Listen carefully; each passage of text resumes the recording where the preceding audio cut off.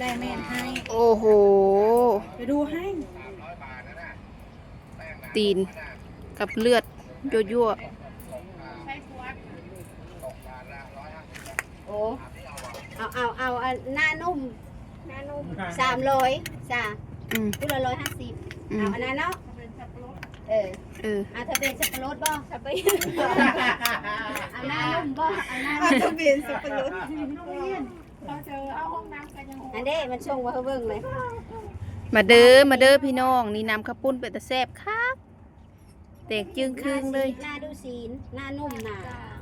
เออ ของเขาได้299ได้2,000